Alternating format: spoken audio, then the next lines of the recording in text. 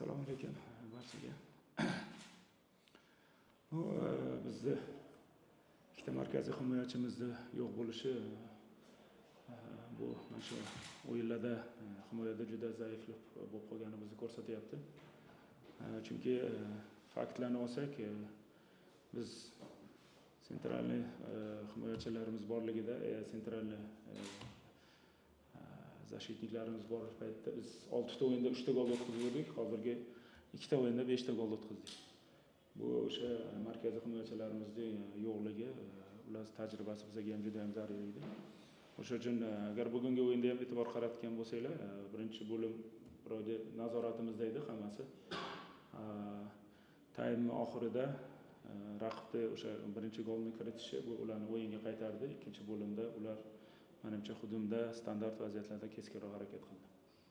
O'sha uchun asosiy muammomiz o'sha bizda oxirgi o'yinlarda ko'rsatdi, ikkita markaziy himoyachimiz yo'qligi barcha o'yinlarimizda bu ta'sirini ko'rsatyapti. Savol bo'lsa. Zaxiradan tushgan futbolchilardan bu o'yinda kuchaytirib oldilar. Zaxiradan bizlarni ko'rdinglar, yosh o'yinchilarimiz tushyapti. Albatta ularda hali tajriba. Shunga qaramasdan bitta gol kiritishga muyassar bo'ldik. Faolroq bo'lishga harakat qilishdi uni. Chunki oxirigacha o'yinni o'z tarafimizga o'zgartirishga harakat qildi.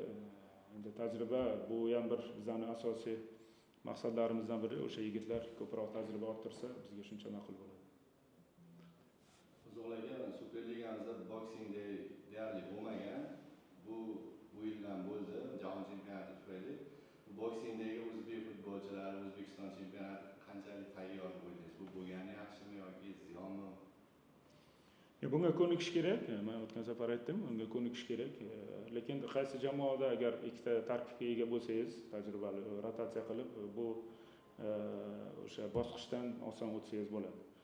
Kimda zaxira kam bo'lsa, o'yinchilar kam bo'lsa, bu albatta muammoli, chunki bir xil tarkib bilan harakat qilaversangiz, albatta tiklanish ancha qiyin bo'laveradi. Keyingi to'rtta Paxtakor o'ynaysizlar, o'sha o'yinda markaziy himoyachilar o'yinga qaytadimi? Endi bilmadim, Alibek Davronov travmada, o'zi 3-o'yin o'ynamayapti, bilyapsizlar. Umarda hozir endi aniq bilmadim, uni nechta o'yinga chetlatilgan. O'sha uchun hozir faqat bitta markaziy himoyachi bilan qolganmiz, G'olib G'aybullayev. U ham har bir o'yinga kol bilan chiqyapti. Bunga majburmiz.